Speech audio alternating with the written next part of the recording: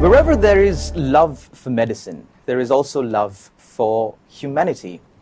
And I'm sitting here in the midst of an eminent panel of physicians and surgeons who have an insatiable love towards medicine and humanity. Before we move on any further, let me get into introducing this eminent panel of physicians and surgeons. On my immediate right is Professor Srinath Chandrasekara. He is the president of the College of Surgeons of Sri Lanka. A very good evening, sir, and welcome to the show. Also, on my far right is Professor Rowan Parkes. He is the Vice President of the Royal College of Surgeons of Edinburgh. A very good evening, sir, and welcome to the show. Thank you. It's lovely to be here. And on my immediate left is Professor Jackie Taylor. She is the President of the Royal College of Physicians and Surgeons of Glasgow. A very good evening, madam, and welcome to the show. And on my far left is Dr. Narendra Pinto. He is the past president of the SARC Surgical Care Society. The interview today, of course, and this discussion that we have organized is, of course, in line with the Golden Jubilee celebrations of the College of Surgeons of Sri Lanka. 50 years of excellence. There's a saying that goes, epic things come from humble beginnings. And in our eminent panel of surgeons and physicians here is one member of who has experienced the humble beginnings of the College of Surgeons here in Sri Lanka. That is none other than Professor Srinath Chandrasekara. So, Professor, my first question to you. The College of Surgeons here in Sri Lanka, what really is the contribution of the College of Surgeons to Sri Lanka as a nation? And also, you spoke about humble beginnings just before our recordings began. A few members to a college of over 600 members right now. What was the journey like? Yes, Sharon. The College of Surgeons was inaugurated in 1971.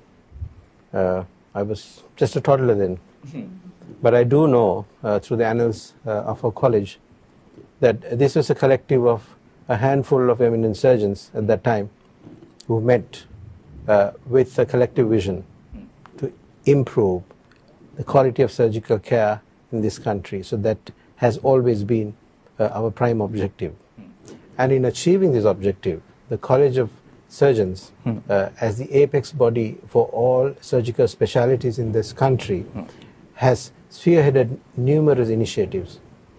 This includes education, training, interaction with our international peers, and developing our own very own postgraduate system, which began in the late 70s, in which the specialty of surgery has been guided all the way along by the College of Surgeons.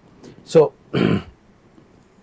our vision to enhance and improve patient care in this country has been achieved through numerous means.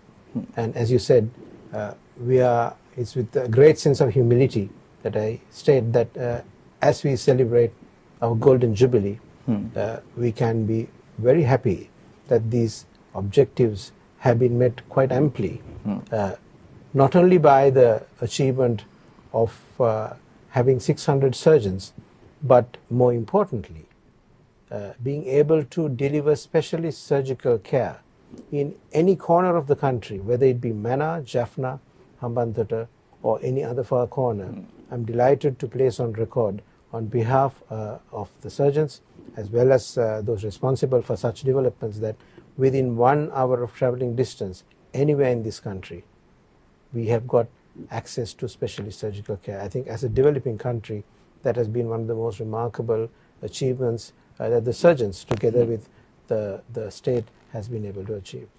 Professor Rowan Parkes, now, in contrast to, of course, Professor Chandrasekara, you are a member of a College of Surgeons spanning over hundreds of years, the College of Surgeons of Edinburgh. Comparing, well, of course, the development of the College of Surgeons of Edinburgh, which is quite long-term compared to Sri Lanka, what do you see the specialities of the Sri Lanka College of Surgeons? Have they progressed enough? What's the situation like? Sure. Well, as you mentioned, the Royal College of Surgeons of Edinburgh has been around for many hundreds of years. It was established in 1505 and got its seal of cause at that time. So for over 500 years, it's been there to promote high standards in patient care, education and assessment of surgeons in training. So those were the ethos in the humble beginnings of the Royal College of Surgeons of Edinburgh. And throughout its, I guess, journey, it has followed many of the same principles of trying to enhance and improve patient care and ensure good training of our surgeons who provide the workforce to deliver the surgical care. And like all the surgical colleges across the world, that's our main aim. And I think we've had a very close association with surgeons in general in Sri Lanka for well over 100 years. There have been surgeons working in this country who have been members of our college since the end of the 20th century. And it's been fantastic in recent years, and particularly to celebrate the last 50 years of the College of Surgeons of Sri Lanka, that they have established a really important body that upholds high standards of care, education and training. So I think what the colleges are doing worldwide is very similar, and it's great to see them celebrating a Golden Jubilee, a 50-year anniversary. It's a wonderful milestone. Professor Jackie Taylor, you're in Sri Lanka for the Sri Lanka Surgical Conference 2021. What's the speciality of this event, besides, of course, the College of Surgeons of Sri Lanka celebrating 50 years of service to the nation and to the world? What are the objectives that you hope might be accomplished through this conference? Well, I think it is a wonderful opportunity to celebrate, and I think particularly after the difficult times that we've all had in the last couple of years, it is good to be celebrating success, and we are here to celebrate the College of Surgeons of Sri Lanka's success. And it's been lovely to be able to work in partnership with the college over many decades. While we've all got used to having conferences and events and meetings in the virtual world, there's absolutely no doubt that there is no substitute for that personal connection. And I think what we will gain from being physically present here with our friends, with our colleagues, are those really important opportunities to network, to build the friendships that are there, and to really think about the future and how we continue to work together. Professor Taylor, we're in the midst of a COVID-19 pandemic. Do you think the risk that we're taking is really worth it? I think the risks are very, very well managed. We in Glasgow, of course, hosted the COP26 meeting a couple of weeks ago, when we had tens of thousands of delegates from all over the world in Glasgow. So I think it is important that we're mindful and respectful of the restrictions in place. But I think so many factors have been there have been so many mitigations to ensure the safety of all those who attend. So yes, I think this has been a very carefully managed event, and I'm sure we will all reap the benefits from that physical presence here together. I believe Professor Chandrasekhar can attest to that fact, because he has been personally overseeing the safety measures. Indeed. And I must place on record that all our activities and celebrations conform to not only national but the international framework of guidelines for meetings during the pandemic. Moving my attention, of course, now to Dr. Narendra Pinto. Doctor, when we speak of Sri Lanka and Sri Lanka's accomplishments, given our positioning in the world, the region is important. We are part of the SARC region. And as such, our accomplishments in the SARC region are also much spoken of. Speaking specifically about the College of Surgeons in Sri Lanka and their service to the country, not only to the country, but to the region, how do you view the College of Surgeons of Sri Lanka? Sharan, I am happy to say that we have very good health indices in the region, SARC region. And our surgical services and the medical services reach any part of the country. Now, of course, I mean, after the war, the whole country is accessible. So unlike in some part of the SARC region where due to the terrain or due to the terrorist activities, some regions of those countries may not be accessible. But fortunately, we are lucky to provide equal service to the whole country. So I think we are in a fairly good position in the region. But of course, when we compare to the neighboring India, or Pakistan, we need to achieve more.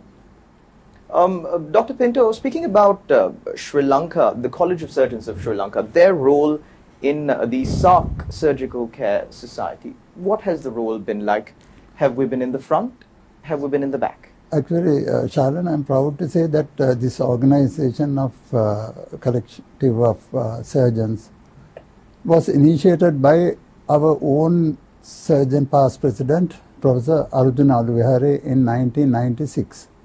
In that year, he was the president of the College of Surgeons, and he had this idea, and he invited all the surgeons from the region, SARC region, from the apex bodies to form this organization, and got it ratified by the foreign ministries of all these countries.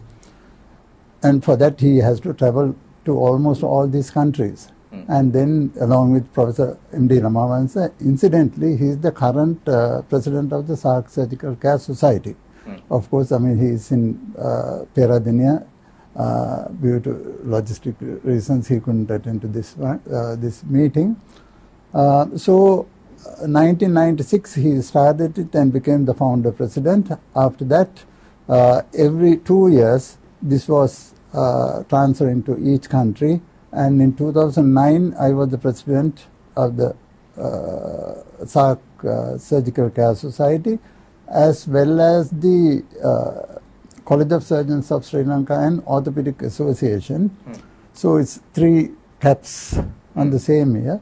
But I'm happy to say that, in fact, in 2009, I invited Professor John Dio from Edinburgh, Royal College of Edinburgh, and then he arrived here with a team of surgeons, and we renewed our relations.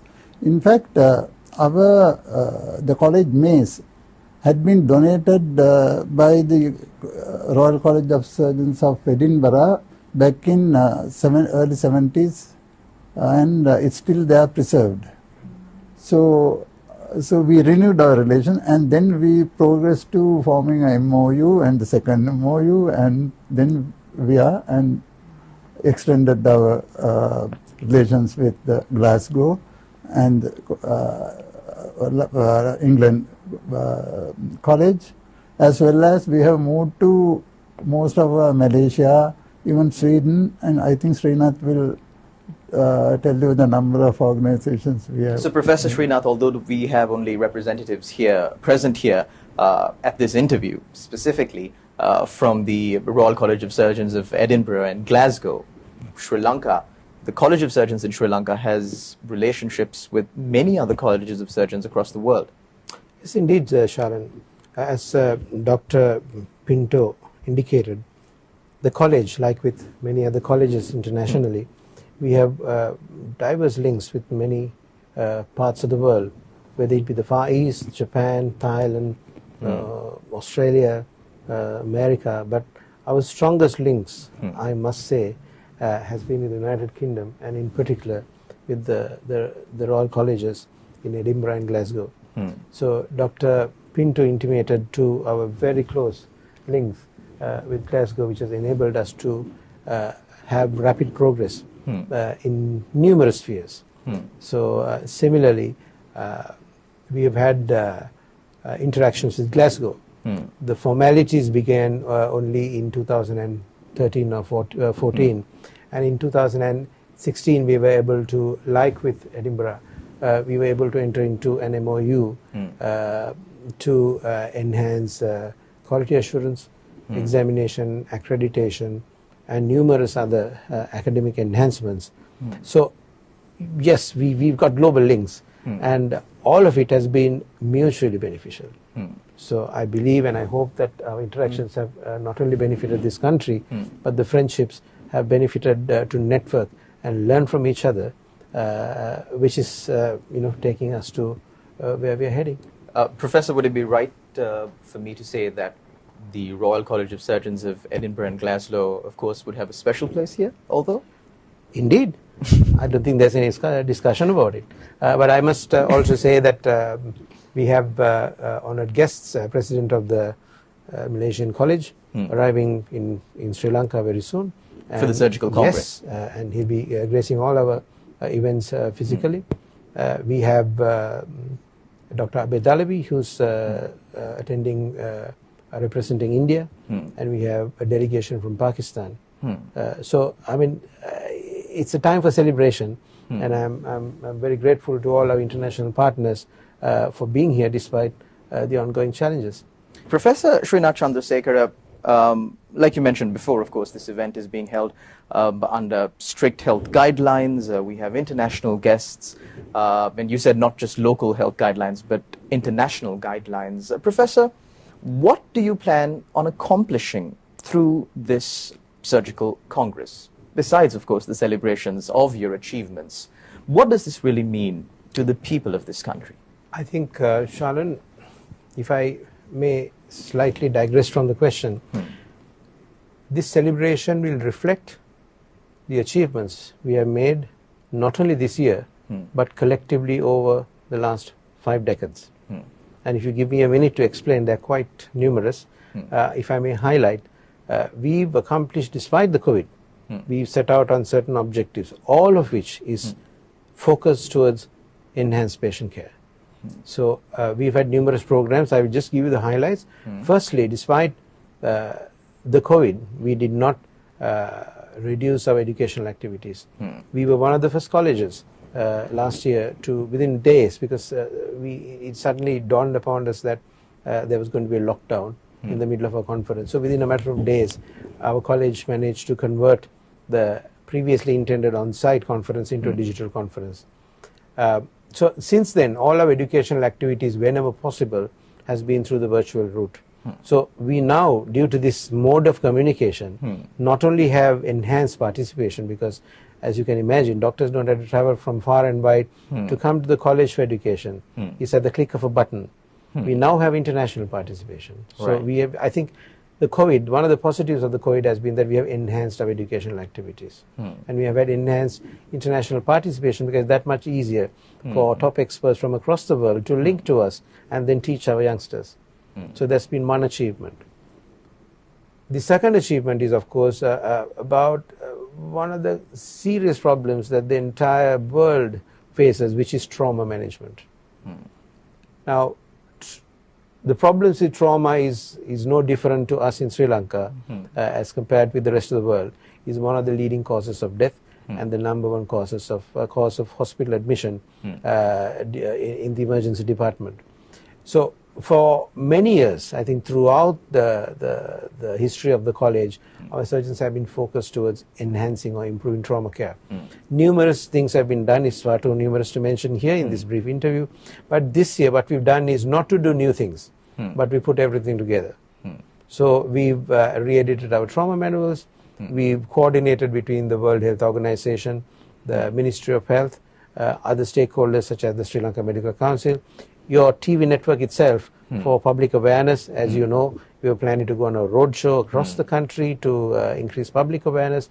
And we put all these systems together to bring about numerous policy changes which will enable our country to do better with what we already have. And we've achieved that too. So all of these efforts, all of these meetings, these labors of your sweat and blood is to provide better surgical care Indeed. to citizens of this country and, of course, moving on to the global picture, the rest of the world. Professor Parks, you heard the accomplishments of the College of Surgeons here in Sri Lanka, as mentioned by Professor Chandrasekhara, in your vast expertise and 500 years of existence of the Royal College of Surgeons of Edinburgh. How would you rank us? Oh, very, very highly. I think we've all had to adapt to new ways of working, and education is part of our core activities. So very similar to the College of Surgeons of Sri Lanka, we've done that adaptation and moved a lot of our education programs and events online. So we've used a lot of webinars. The Royal College of Surgeons of Edinburgh has over 30,000 members, and almost half of those are international members, spread all over the world, some in Sri Lanka, but across other SARC countries and throughout the world.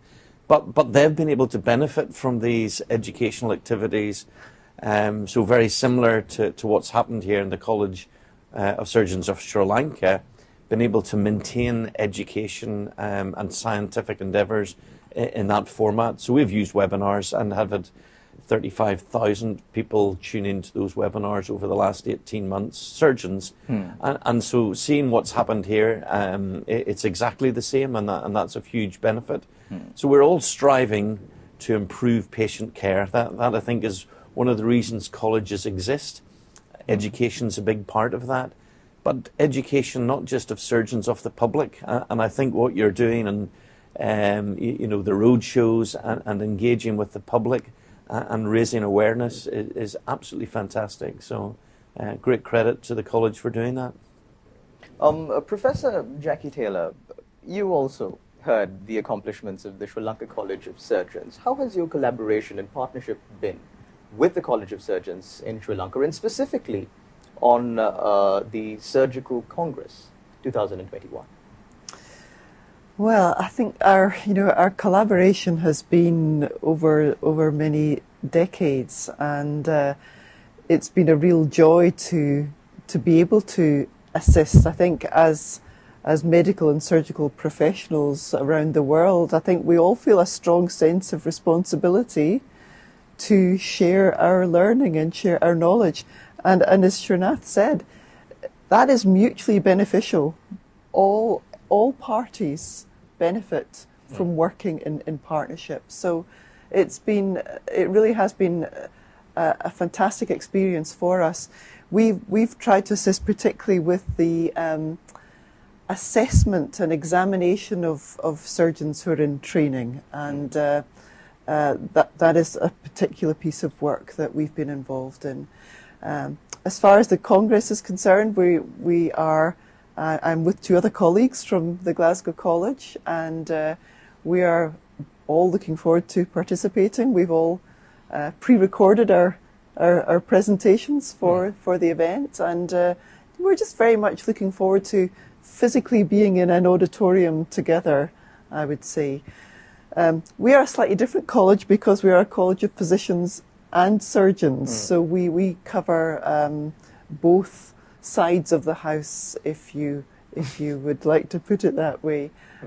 But the principles that you've heard from Srinath and from Rowan are absolutely the same for all of us. It is, at the end of the day, all about patient care. It's all about providing the best standards of patient care, and that means providing the best training for physicians and surgeons, providing the right knowledge, and then making sure that they reach a standard that will allow them to practice safely and with compassion. Dr. Narendra Pinto, we've been speaking about College of Surgeons across the world, just as Professor Srinath Chandrasekhara mentioned. Sri Lanka has connections with colleges of surgeons across the world, but particularly, as I mentioned before, our region plays an important role, the SARC region. How has Sri Lanka's collaboration been with the rest of the colleges of surgeons in the SARC region? Like you pointed out, we did pioneer in the establishment of the SARC Surgical Care Society, but a couple of decades down the line, how has it fared? Yes, Sharon, I must tell you about our name of this organization. Our organization is SARC Surgical Care Society. And this care word has been purposely put to emphasize the service component of this organization. So our primary involvement is caring the surgeons, providing surgical care to the common people. So to tell you about this SARC region, if you consider the land mass, it consists about 3% of the global land mass. But this 3% land mass houses 25% of the global population. So it's a very dense population. And when there is dense population, so that means overcrowding and these financial constraints in the common in the region, problems, sometimes terrorist activities and other modes of, as Srinath said, trauma is the biggest problem. And so we have very much high patient load. And so our disease pattern is different from developed countries. So we have to think our own solutions of treating these patients to give a satisfactory care to all these patients. So our society is coordinating to train our surgeons within the region to be trained in centers of excellence. In our country, in this region, there are centers of excellence in India and in Pakistan, and there are a couple of hospitals in Sri Lanka also of repute, and we are sending our trainees and interchanging them with these centers of excellence, and not only within the region, from UK or USA, the trainees would love to come here and see the patients and get the experience of treating these patients. So then there's another important venture I'm sure Srinath is going to elaborate on about a center of excellence we are going to embark on. And so this is part of the organization. One more thing, under the auspices of the SARC Surgical Care Society, each country has started own associations. Say for example, in Sri Lanka, we started Sri Lanka Spinal Cord Network, which is affiliated to the International Spinal Cord Society, which is the world body of the spinal cord injuries, and the Asian Spinal Cord Network, ASCON, the regional body. And we are providing, training the stakeholders, all the stakeholders in disability care. So this is, for the last 12 years, we are conducting these activities as part of the SARC Surgical Care Society. So these are the services we embark on. Thank you very much, Dr. Pinto. I'm of course sure that all guests present here would agree that we're living in trying times. The entire world has been battling the COVID-19 pandemic for the past 2 years. And I believe our guests from the United Kingdom would also agree that things in our countries and the world over hasn't been at its best. But of course, we are recovering. The United Kingdom is recovering. Sri Lanka is recovering. This brings me to a very pertinent question, given the times. Professor Srinath Chandrasekhara, how hard has it become to practice your profession, to provide care to patients who need them the most during the pandemic? Sharon, if there's one thing that we need to highlight during this year, it wasn't intended so, but during this Jubilee year, if there's one thing I need to highlight about the activities, that's the dedication of our surgeons and our healthcare, not only surgeons, the nurses, the healthcare workers, the paramedics. in treating our patients. I'm very proud to say that despite numerous drawbacks and challenges of infrastructure and lack of resources, which is not uncommon in a developing country, our surgeons and their teams, the team is very important, just not the surgeons, have managed to provide the best possible care under the circumstances to our patients. Yes, there has been some sort of slowing down in some of the non-urgent surgeries. That's inevitable when there is this kind of a pandemic. But we are very proud that together with the Ministry of Health and the government, that our doctors and their teams have been able to sustain essential care and essential surgical care to all our patients. I'm also, Yes, sorry, Professor. I just need to say this because it's something that I need to appreciate, that we have not only protected our patients, our teams have protected themselves and their teams. Which is as important as Yes, which is protecting very the important patients because if during a one pandemic. surgeon going down affects hundreds of patients. So we are very fortunate that we've managed to achieve this. And on behalf of the College of Surgeons, I salute all our surgeons and their teams for sustaining and maintaining services during these unprecedented times. And Professor Chandrasekhar, of course, even when we work here at our news network, we have to wear our face masks, follow all the safety protocols, and I personally know how hard it is to keep a face mask on for an extended period of time, and to think that surgeons, medical staff, like you said, nurses, paramedics, attendants, caregivers, have to wear PPE gear on for hours on end across many days is the sort of dedication that I myself would find hard to fathom at times. But Professor Rowan Parks, how has the COVID-19 pandemic affected the services provided, of course, by the Royal College of Surgeons of Edinburgh back at home? Yeah, I think worldwide it has had a significant impact, and the situation in the UK, very much similar to what Srinath mentioned, has affected elective surgery. We've managed to keep emergency surgery and urgent surgery going, and that's due to the dedication and hard work of the staff, just as you mentioned. But that is leaving a bit of a backlog now of waiting lists and people waiting non-urgent surgery. So we have a challenge there, and I expect that's not just in the UK, that's pretty globally.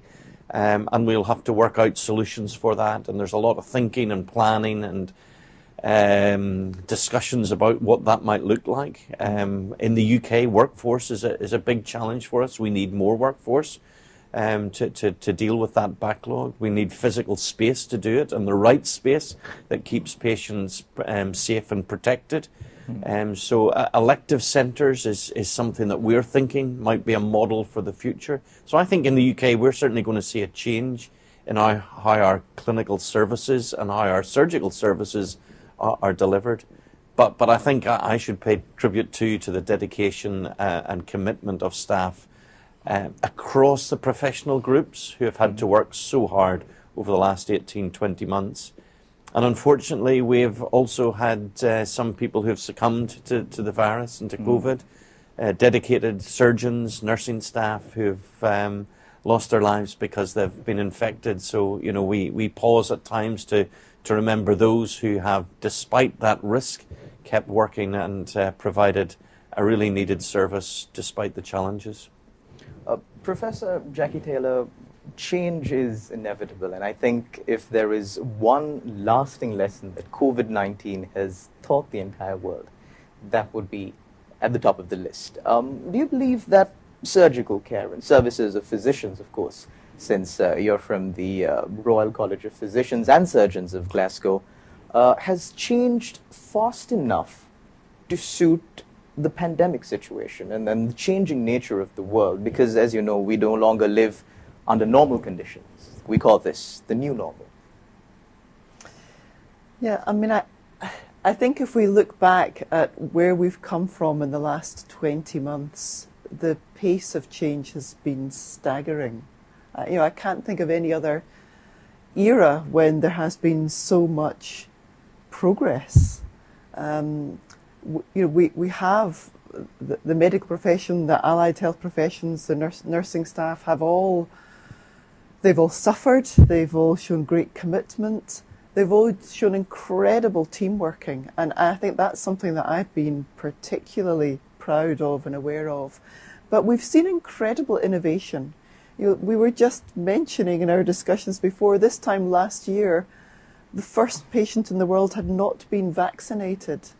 And now just think of what proportions, how many billions of people around the world have been vaccinated against COVID. So we've seen tremendous innovation. We've seen new ways of delivering care. So we're using virtual clinics, using virtual ways of reporting x-rays and scans. So things that were beginning to happen within medical and surgical practice anyway have really been driven forward very quickly by the necessity of the pandemic. How we work as health services, how we work as colleges, those things have all changed, and I don't think we will ever go back to the ways of working before. I think we will enhance how we worked before, and we need to get that balance right of being able to do some work virtually and some patient care virtually, but that will never replace the sort of face-to-face contact for patients either. So I think the innovation has been absolutely, incredibly humbling, and I'm sure that will continue. Dr. Narendra Pinto, speaking about virtual care, providing virtual care to patients, given the fact that a lot of the veterans in the field are, of course, senior members of our society, do you think the transition will be as easy, given because they have to get accustomed to using new technology, especially during this short period of time? In your experience, how has that been, the transition?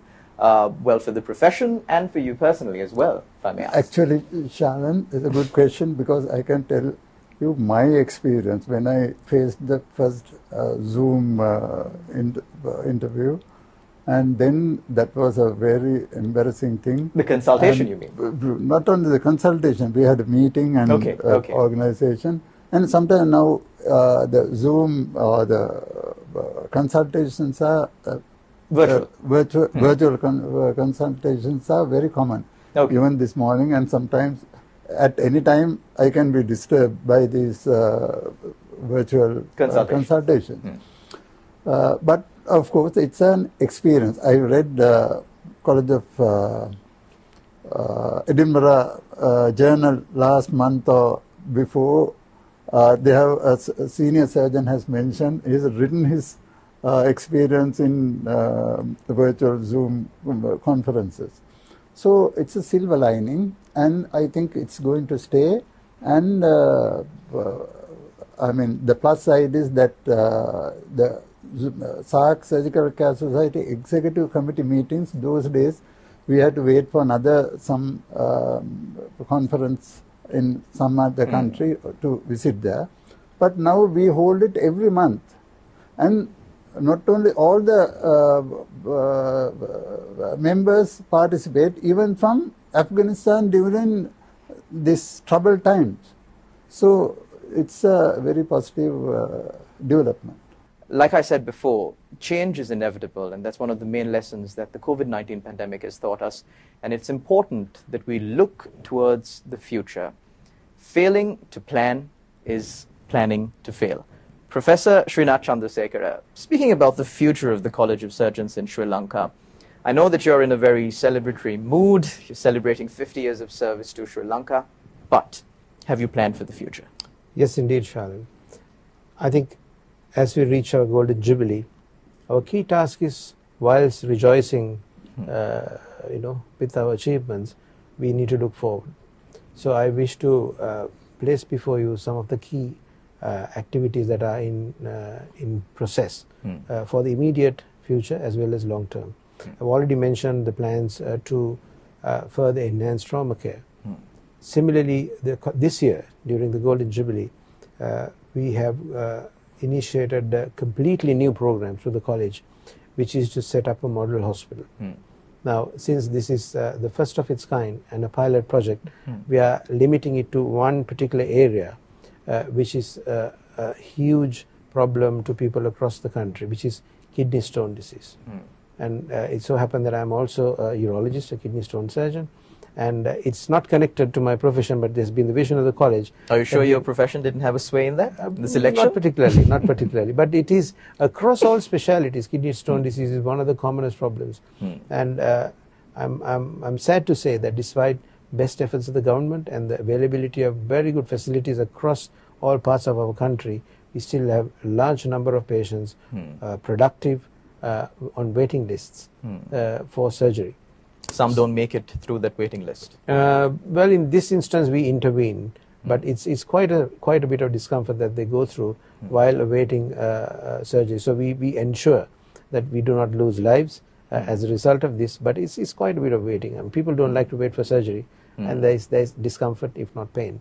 So this year, the college has been able to collaborate with a trust hospital, which is the Vijay Kumaratunga Hospital, which is supported and managed by the Ministry of Health. So it is a tripartite arrangement for the Vijay Kumaratunga Hospital and the Ministry of Health, where the College of Surgeons has been able to raise charitable funds, entirely charitable funds, to set up a state-of-the-art charity unit within the Vijay Kumaratunga Hospital for kidney stone surgery. Now, what is special about this unit is, unlike any other hospital in the state sector, this unit will accommodate any surgeon who has got a long waiting list, where the surgeon, with prior arrangement and of course accreditation and necessary processes, will be able to bring in the patients. So the surgeon can come in with the patients and then operate them with the most modern technology that is available across the globe to give them prompt care. One-stop shop for surgeons. One-stop shop for all surgeons from all parts of the country. So it's a model unit which will probably cater to more than 500 patients each month. But we do hope that this will be the starting point of similar models for other specialities. So this is the first time the College of Surgeons will be embarking on patient care directly, and we are very proud of it. Together with this, I must also mention that, again, another first for the college is that we have started on a pilot project to hold specialist exit examinations. Okay. So now, if you look at the United States, the exit, that is the end point of training, is based on a portfolio and an interview. But if you look at the United Kingdom, this is now done with an extensive examination. So whilst we have the highest standards for surgeons in our country, we want to enhance the professionalism and the level of accreditation of our surgeons to a further level. So the college has been able to link with the necessary experts, and we are hoping that we will have support from international bodies to set up this exit examination in different specialities, which I think is a long felt necessity for the country. So we've achieved a lot. So I think these are some of the immediate activities that are focused towards the future. Thank you very much, Professor Srinath. Of course, moving to Professor Rowan, looking towards the future, planning for the future. Like I spoke to you during our small break, I've seen reports of surgical care being provided using mechanical arms. Is this still in an experimental stage? Is it being used?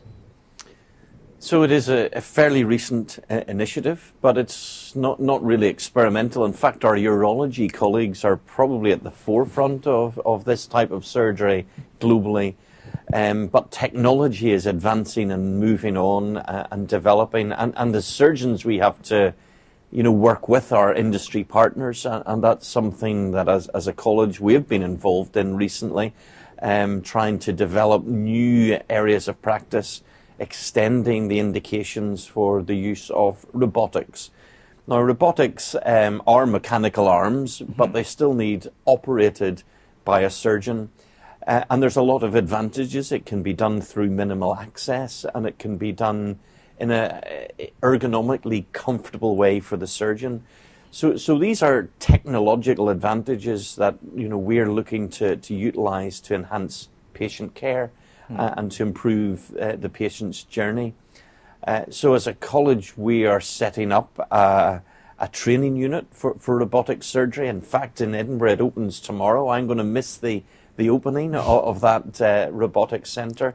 But this is an area where we are very keen to partner with other institutions, other colleges, to enhance the learning and the education for trainee surgeons coming through. So I think robotic surgery is one area. It might be an area we in the future collaborate very much with the college in Sri Lanka and how we develop an education program that uses the very latest in technology and advances in that field. And maybe a brief overview about how the future of collaboration between the Royal College of Surgeons of Edinburgh and Sri Lanka is going to look like. Well, very much one of the things I'm looking forward to this week, as I know Jackie is, we're both going to be signing new memorandum of understanding, and that's just a recognition of partnership. Jackie used the term earlier. It's partnership, working with colleagues that is mutually beneficial. We learn, they learn, and that's what it is very much aimed to deliver. So we're making that commitment, and I guess that's what it is around education, assessment. Srinath mentioned exams and assessment of and assuring ourselves of good and high standards is really important. So I think making that commitment for the next number of years that we're going to work together in areas of patient education, trainee and surgical education and assessment is going to be really important for the future. Professor Jackie Taylor, Professor Rowan spoke about robotics. Now, of course, for a developed country like the United Kingdom, access to these kind of technology is more readily available than for a developing country, of course, especially speaking of countries in the SARC region, the Southeast Asian region. Professor Jackie, do you think that this technology can reach Sri Lanka in the near future? I'm sure ultimately it will. I think what's really important, though, whenever we think about a new technology, whether it's robotics, we're also looking at different types of simulation for training.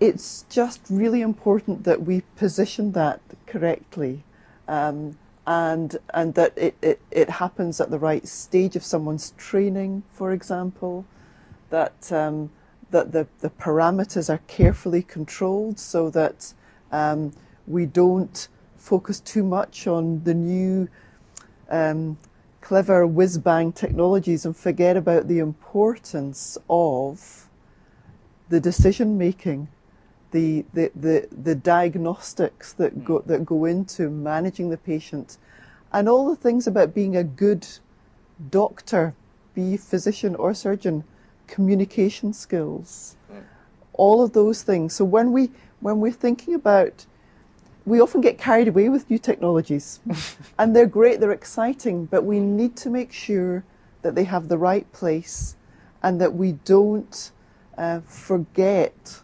or ignore the really important things and qualities that a physician and a surgeon must have. But I am sure those technologies, as they develop, they will become more widely accessible. They will become less expensive. That's always what happens with technological development. But I don't think we should think it's the be-all and end-all of everything at the moment. There are many other things that we need to focus on in terms of good medical and surgical practice. Dr. Narendra Pinto, given that, of course, you're the past president of the SARC Surgical Care Society, what are the future plans for the SARC Surgical Care Society, and what kind of a role does the Sri Lanka College of Surgeons have in this global association or regional association? Actually, Shalan, as I mentioned, we are dealing with patient care. And of course, we have to think of the progress and the latest technologies and so on. But as Jackie mentioned, very correctly mentioned, that we have to have our normal physical examination and the clinical experience mainly, rather than relying on the technology. So in the region, there are centers of excellence dealing with robotic care, especially in India. I know several places and a couple of places in Pakistan. I'm not sure about the other countries. So, so our main focus is the surgical service and the less expensive modes of care to these patients. Thank you very much, Dr. Narendra Pinto. And of course, you heard it from the eminent panel present here today, of course. They are in the country for the 50th anniversary celebrations of the College of Surgeons of Sri Lanka. And of course, we have the president of the College of Surgeons of Sri Lanka here, Professor Srinath Chandrasekara, and we wish him on behalf of the entire network the best of luck for your 50-year anniversary celebrations, and also, of course, the future plans that you mentioned to provide better surgical care to Sri Lankans and also share the knowledge that you have with the rest of the world. Thank you very much, Professor, for joining us on our show. It's our pleasure. Professor Rowan Parks, thank you very much for coming down all the way from the United Kingdom in the middle of this pandemic. You've been on a very long flight. Thank you very much for taking time off and sharing information, of course, with the Sri Lanka College of Surgeons to better enhance surgical care across the world. And also a special thank you to Professor Jackie Taylor for joining us again from the United Kingdom, traveling all this way. We hope that your stay in Colombo and in Sri Lanka would be an enjoyable one. Of course, there are many places to visit in the country, but however, there might be a slight limitation because of the COVID-19 pandemic. Thank you very much, Professor Jackie Taylor, for joining us on our show as well. And finally, we have Dr. Narendra Pinto. Thank you very much, Doctor. He is, of course, the past president of the SARC Surgical Care Society. Thank you very much for joining us on our show and sharing your expertise with us. Thank you, Sharman. And thank you very much, of course, to all our viewers out there who tuned in. It's an end for this show. That's all the time we've got.